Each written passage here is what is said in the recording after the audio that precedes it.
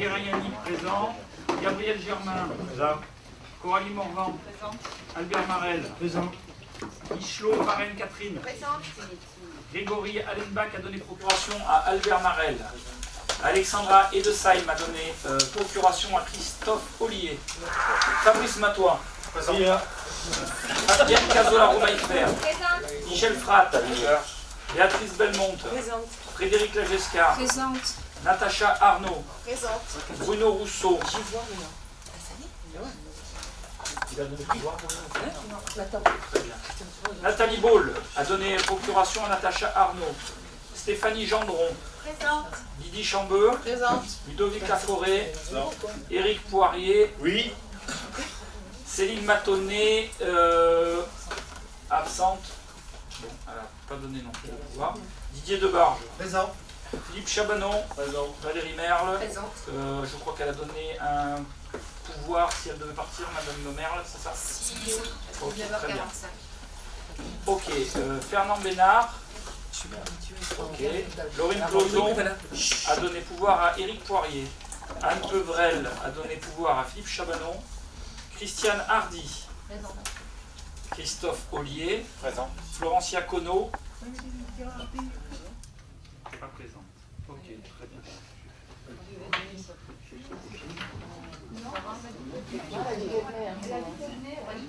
Alors elle va nous rejoindre le temps qu'on finisse. Donc je vais proposer de nommer un secrétaire de séance. Je propose Christophe Ollier. Qui est contre? Qui s'abstient? Tu as l'unanimité pour toi, monsieur. Félicitations.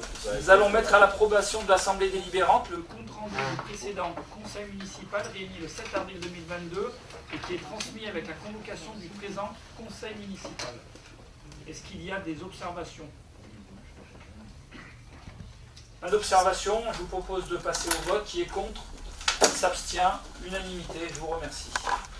Rapport numéro 1. Il s'agit d'une approbation des avenants au lot 2, 4, 7 et 8 du marché de travaux de réhabilitation des bâtiments autour de la place Caire. Et pour ceci, je laisse la parole à Madame Morvan, adjointe déléguée aux travaux et à l'urbanisme. Ok. Alors du coup, il y a les travaux supplémentaires qui peuvent survenir sur le chantier quand il y a des imprévus ou des demandes supplémentaires. Tant que les travaux restent en dessous de 5%, on passe les avenants par décision municipale. Au-delà de 5%, c'est des commissions et délibérations, ce qu'on a fait. Les principaux travaux supplémentaires sont les suivants. Donc, je vous ai fait un petit compte rendu du rapport.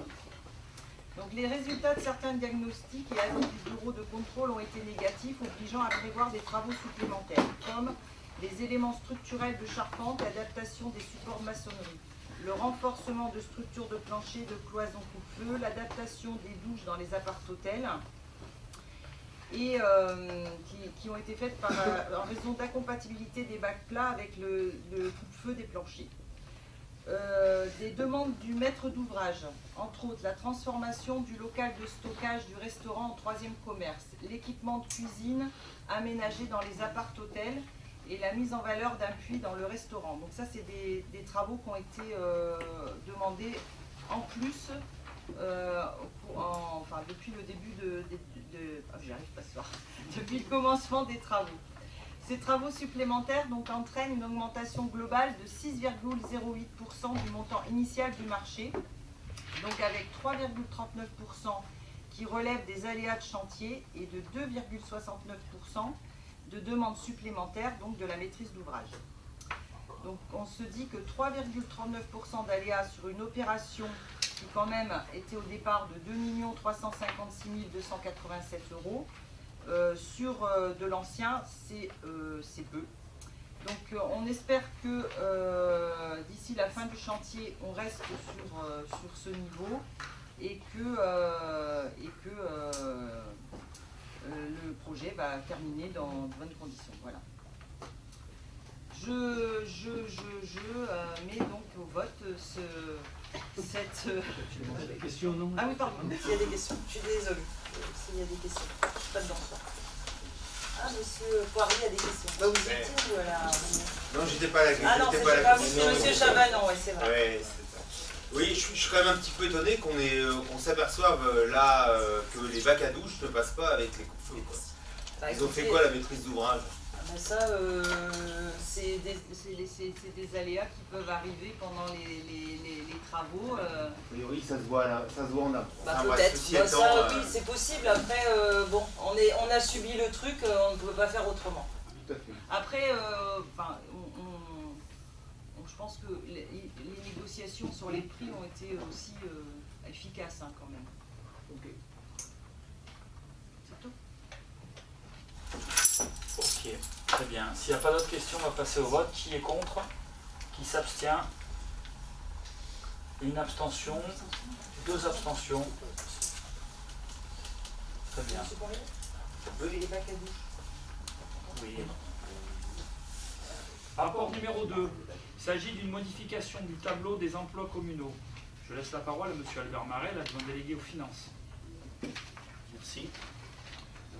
Donc, modification du tableau des emplois communaux. Cette fois-ci, on va créer 2 postes. Un poste d'attaché, titulaire à temps complet, et un poste d'adjoint technique principal 2e classe, contractuel à temps complet. Et on supprime 3 postes. Donc, attaché contractuel à temps complet. L'agent contractuel a été titularisé. Le rédacteur titulaire à temps complet, avancement de grade, et un poste de brigadier, gardien brigadier, titulaire complet, avancement de grade. Voilà. Donc si les membres de l'Assemblée délibérante sont invités à se prononcer sur la décision d'adopter les présentes propositions et de modifier en conséquence le tableau des emplois communaux, et à préciser que les crédits nécessaires sont inscrits au budget communal. Est-ce qu'il y a des questions? Très bien. On va passer au vote. Qui est contre? Qui s'abstient? Le rapport 2 est adopté. Rapport numéro 3. Mise en place d'une bourse d'aide à la formation BAFA, qui est le brevet d'aptitude à la fonction d'animateur pour l'année 2022. Je laisse la parole à Catherine Michevarenne, adjointe déléguée à la vie scolaire, enfance et petite enfance. Bonsoir. Donc le BAFA, c'est un diplôme d'État qui n'est pas professionnel et qui est nécessaire pour encadrer en fait de façon occasionnelle les enfants, les adolescents qui fréquentent les accueils de loisirs. Donc chez nous, c'est le LEC. Après, on va dire une période incertaine, sanitaire et très contraignante, les organismes de formation peuvent de nouveau faire des sessions, dont celle du BAFA. Et le délégataire périscolaire enfants-jeunesse de la commune, il organisera, normalement ça commence en juillet, sur 2022, sur les communes de Codoux et de Velot. En fait, on est en train de demander pour mettre une aide financière sur nos jeunes veloxiens pour accéder à cette formation qui est très payante, et enfin de répondre aux besoins des structures d'accueil de loisirs sans hébergement de notre territoire. La commune de Velot en fait souhaite proposer une bourse aux jeunes veloxiens qui souhaitent passer le BAFA en 2022.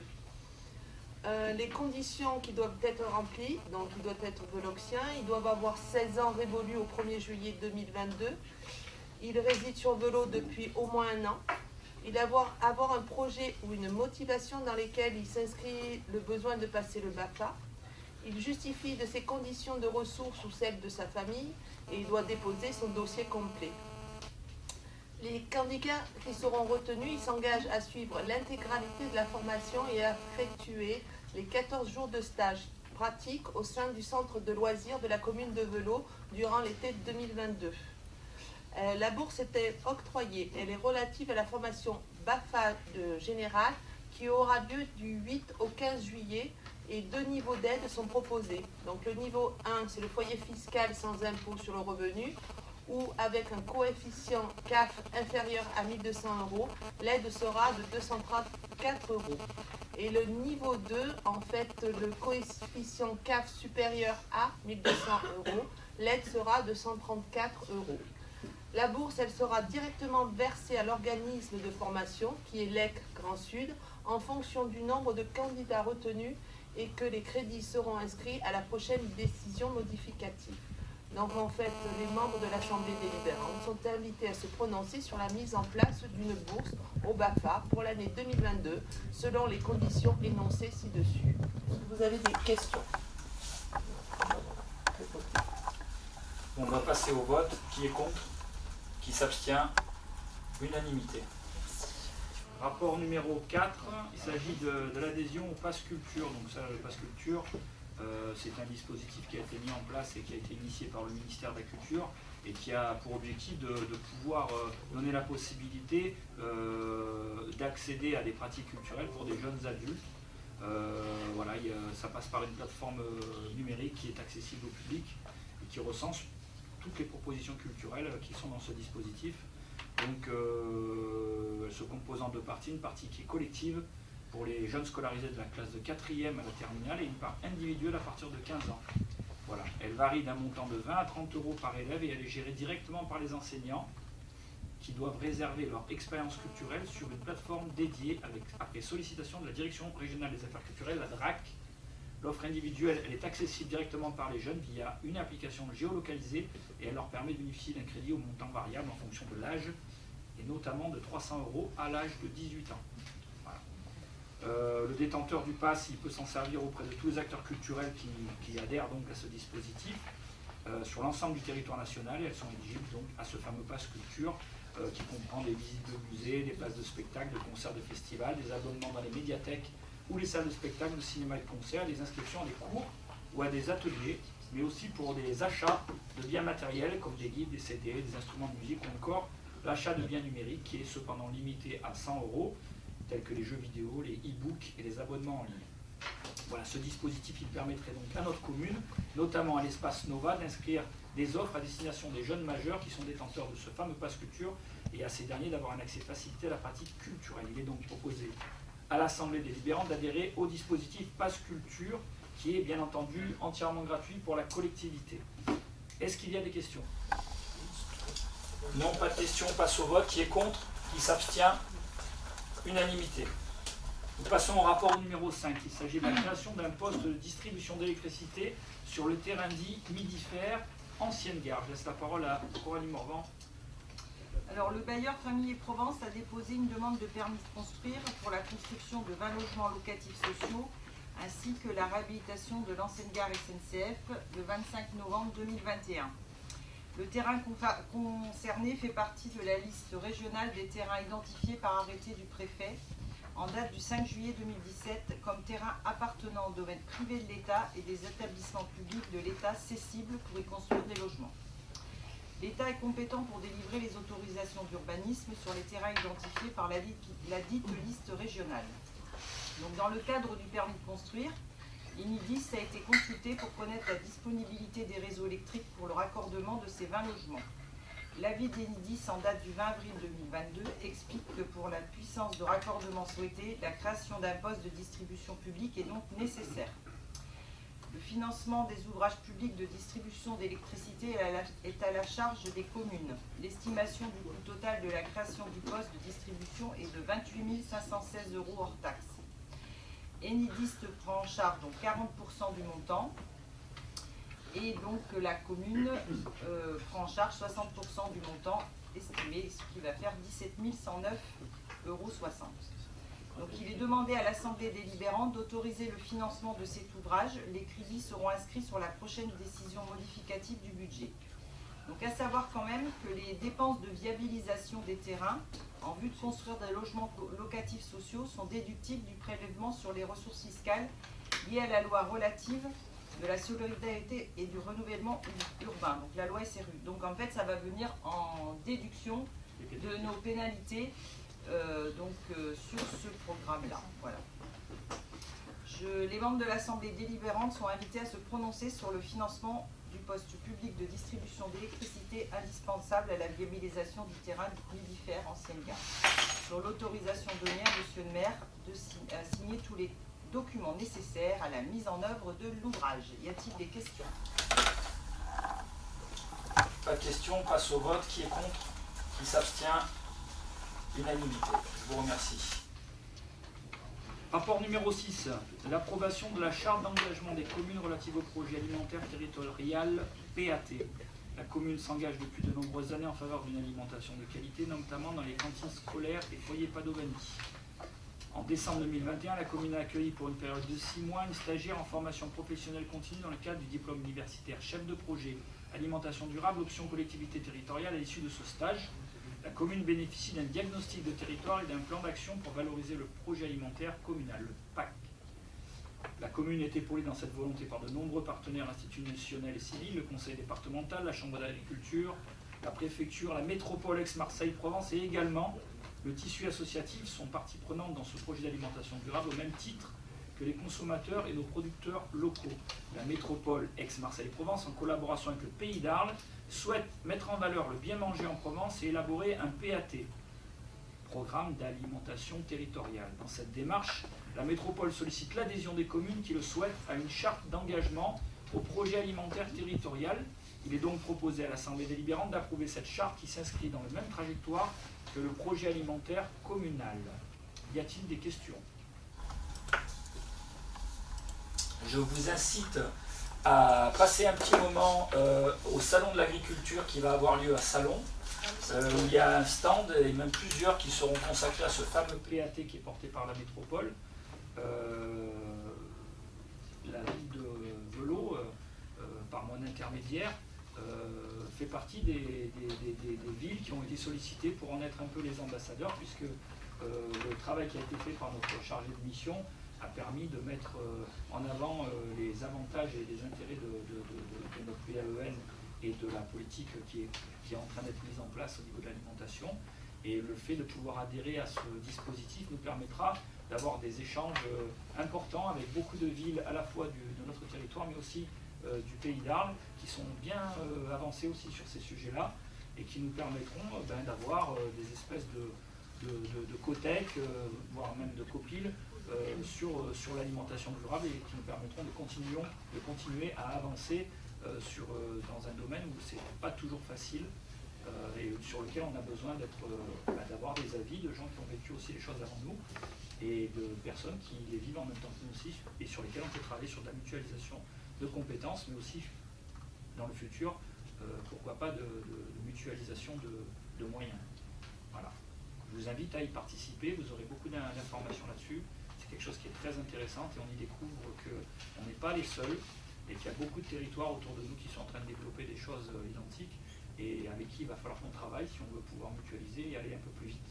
Ce qui est très compliqué par les temps qui courent en termes de moyens.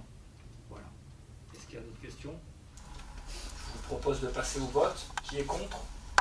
Qui s'abstient ? Unanimité. On va passer au rapport numéro 7.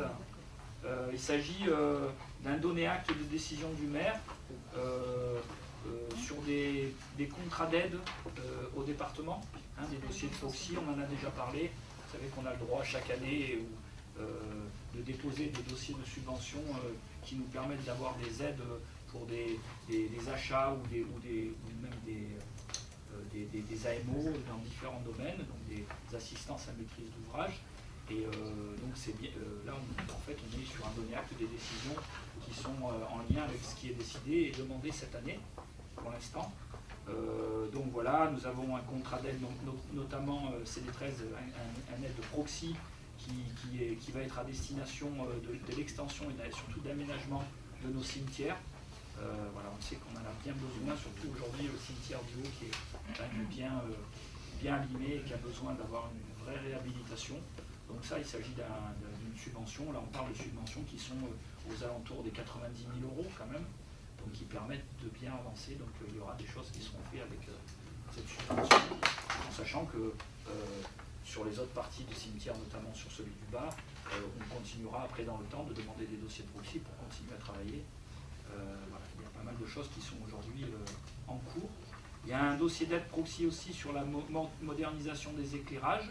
Donc là, je vais vous parler de ce qu'on a déjà dit, c'est-à-dire d'un plan pluriannuel d'investissement qui, je crois que c'est ça dont on parle, qui nous aide à pouvoir passer progressivement d'un système obsolète de lumière et d'ampoule à un système de LED. Je vous rappelle qu'on était à quasiment 0% de LED sur la commune, et qu'avec ce projet d'investissement de quasiment 100 000 € par an, on ait un objectif d'ici la fin du mandat d'approcher les 50% de l'aide sur la commune, ce qui nous permettra de pouvoir commencer à envisager des dispositifs de ville connectées et pouvoir, surtout par les temps qui courent, pouvoir travailler sur de l'économie de flux avec de la gestion d'éclairage plus en fonction des lieux et en fonction des horaires, et sur lesquels on pourra travailler. Tant qu'on n'a pas un certain nombre d'ampoules LED, ça ne sert à rien de partir sur des dispositifs qui n'agiront pas sur nos lumières. Donc voilà, on commence par déjà bien se doter en termes de LED, et après on pourra passer progressivement à des méthodes connectées qui nous permettront de faire de belles économies, même si j'entends qu'il ne faut pas qu'on attende d'avoir eu 100% de LED pour déjà faire des économies. Aujourd'hui, on a nos services qui sont déjà en train de travailler, et je pense que d'ici la rentrée, on pourra commencer à proposer un vrai plan d'économie, mais encore une fois, ça nécessite quand même un peu de travail en amont, donc c'est ce qu'on va faire. Notamment, excusez-moi si je peux me permettre, sur la gestion de l'eau, les arrosages. Il y a pas mal de solutions qui existent, et ça éviterait un petit peu ce qu'on voit avec les arrosages intempestifs qu'il y a et qui déversent sur la route. Alors, je suis d'accord avec vous, il faut faire attention. Je rappelle juste il faut savoir un peu modérer les propos, parce que effectivement, il y a parfois, il peut arriver, j'en ai parlé d'ailleurs hier en conseil de quartier, certains d'entre vous étaient présents. Attention, je veux dire, il faut quand même être un peu bienveillant, et il arrive effectivement qu'il y ait des arrosages sur des temps donnés, et il peut même arriver qu'il y ait parfois des erreurs et des arrosages qui se déclenchent comme des lumières qui ne soient pas réglées, et que parfois il y a des lumières sur les changements d'heure, des choses comme ça. Je crois qu'à partir de là, il faut être un peu bienveillant. Si on s'accroche à tous les détails, effectivement, on aura toujours quelque chose à dire. Les arrosages, c'est pas sur les ronds-points, c'est pas un détail, c'est récurrent. Mais... Alors, j'entends, mais à ce moment-là, donnez-nous des choses concrètes. Moi, je vais vous dire concrètement, les arrosages, ils ont été décidés sur des moments de journée, sur des moments concrets, pour éviter justement de déclencher les arrosages pendant toute la nuit, qui, eux, sont intempestifs et durent pendant des longues heures. Donc moi, je veux bien entendre tout ce que vous avez à dire, et Dieu sait que vous en avez, c'est très bien. Mais soyez précis dans les choses, c'est-à-dire vous me dites tel rond-point, de telle heure à telle heure, c'était tous les jours. Et moi, je peux vous dire en tant que maire, aujourd'hui, ce n'est pas le cas. Donc je peux entendre, et encore une fois, il peut y avoir des erreurs, je l'entends, je le redis, mais je pense que mener une politique sur une ville, même si on peut m'accuser de ne pas faire du bon management, comme je l'entends assez souvent, ça sous-entend aussi protéger ses équipes, mais pas aveuglément. Maintenant, les erreurs, ça existe, et si on n'est pas bienveillant, effectivement, là, à ce moment-là, on peut me dire que je fais du mauvais management, et j'essaie de faire du mieux possible. Mais c'est juste qu'il faut être précis quand on dit les choses, et c'est souvent le cas. Mais j'entends ce que vous dites, voilà, et il faut qu'on fasse attention à ça. Nous avons aussi un dossier de proxy qui est la phase 2 du Pump Track, donc un projet de jeu qui devrait être à côté des LEC, de l'ancienne centre EVA. Donc là, on a le premier qui va nous permettre de travailler, et d'ailleurs je crois que la MO est lancée et il y aura une concertation pour travailler dessus, parce que c'est un projet assez ambitieux qui servira à nos jeunes sur un projet de loisirs qu'ils attendent depuis longtemps. Encore une fois, l'idée c'est de faire les choses comme il faut, mais je pense qu'avec ce qui va être demandé, avec 2 dossiers de proxy, on va pouvoir faire un projet très intéressant qui va leur parler. Pour revenir sur, par exemple, le conseil de quartier qui a eu lieu hier, sur les gens de la colline, je suis bien revenu sur le fait qu'ils pouvaient aussi proposer de travailler sur des projets similaires, peut-être plus pour des personnes un peu plus âgées. On peut travailler sur des projets où on a des petits terrains qui appartiennent à la ville, sur lesquels on ne peut pas faire de projet de construction, mais sur lesquels on peut très bien travailler sur un projet de quartier et qui pourrait correspondre à des dossiers de proxy de demain. Voilà. Donc il y a ce projet qui va avoir lieu. Encore une fois, c'est très intéressant que, notamment à travers les conseils de quartier, il puisse y avoir des projets qui ressortent, qu'on accompagne et qui pourront après être financés. Nous avons aussi un dossier d'acquisition d'équipements pour la sécurité publique. Bon, bah, là-dedans, il y a à la fois que ce soit des équipements de notre police, des équipements vestimentaires, des équipements de défense, mais aussi de la vidéoprotection. Voilà, nous sommes en train de travailler sur, encore une fois, sur des lieux avec nos services qui sont des lieux aujourd'hui où nous avons des problèmes d'incivisme sur lesquels il faut qu'on travaille. Donc voilà, on est en train de travailler dessus. Il y aura des premières phases d'équipement. mais s'équiper toujours plus, c'est une chose. On a aussi un travail pour vraiment être au plus près de notre fonctionnement de nos caméras. On me demande régulièrement lesquelles marchent, lesquelles ne marchent pas. Moi je le dis clairement, on a des caméras qui ne marchent pas aujourd'hui, bien sûr, puisqu'on a des caméras qui sont obsolètes. Donc avant de partir dans une frénésie de caméras, on essaie déjà de regarder ce qui fonctionne et ce qui ne fonctionne pas, et de faire en sorte que ce soit mis en cohérence avec le reste. Et puis après, on va, c'est vrai, orienter, avoir un vrai travail, mais qui sera beaucoup en lien avec les incivismes. On avait beaucoup de systèmes de caméras qui sont remarquables et qui nous permettent d'avoir des immatriculations sur des sorties, entrées de ville, et c'est pour ça aussi qu'on a beaucoup, la gendarmerie nous sollicite beaucoup sur les enquêtes.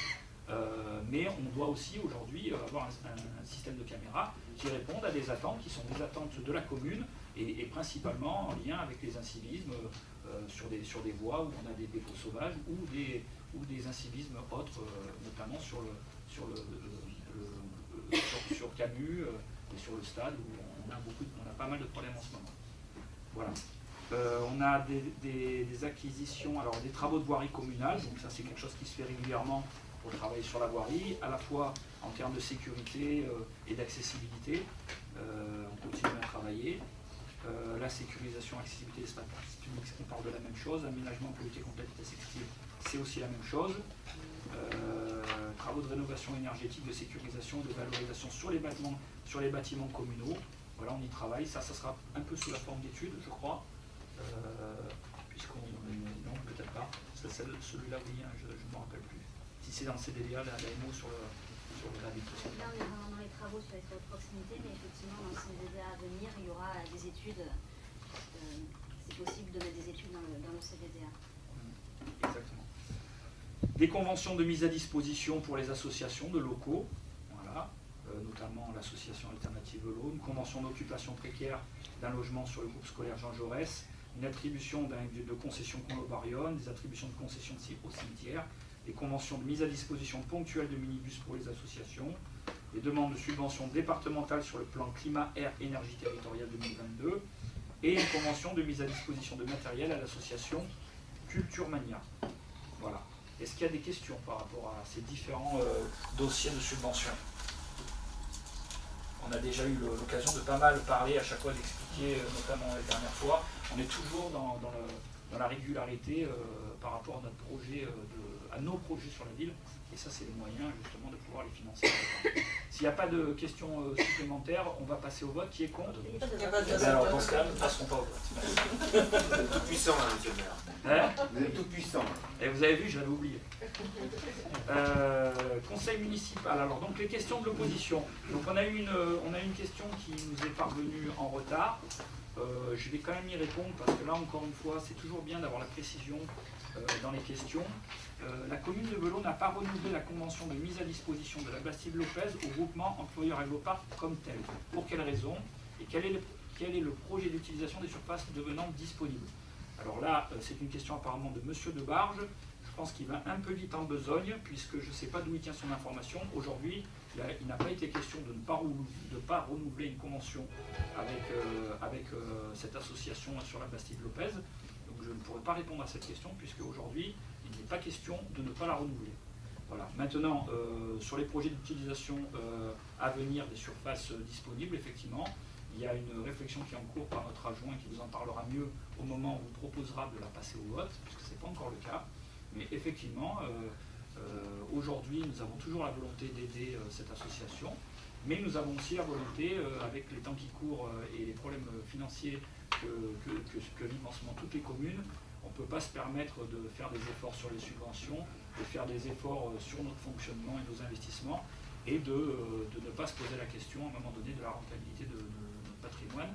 Donc nous allons faire en sorte de ménager la chèvre le chou, de pouvoir continuer à héberger une association qui nous apporte beaucoup au niveau de nos associations, mais nous allons aussi faire en sorte que ce bâtiment qui est notre patrimoine nous ramène un peu d'argent, et donc on vous proposera un projet qui mêlera les deux, mais encore une fois, il n'a jamais été question de ne plus avoir de convention, donc je vous demanderai peut-être d'être bien en place, donc peut-être d'avoir des éléments un peu plus tangibles.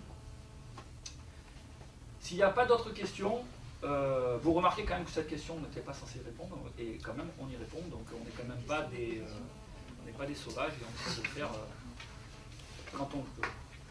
S'il n'y a pas de questions, je vais vous proposer d'en terminer, et de vous dire merci pour votre présence, d'encore une fois remercier nos caméramans d'être présents et de nous permettre de vous faire suivre nos conseils municipaux. Merci à vous tous et à très vite. Et je ne sais pas si on se verra, mais bonnes vacances a priori. Alors un autre. Alors soyez heureux, il y en aura un autre avant les vacances. Non, je veux dire.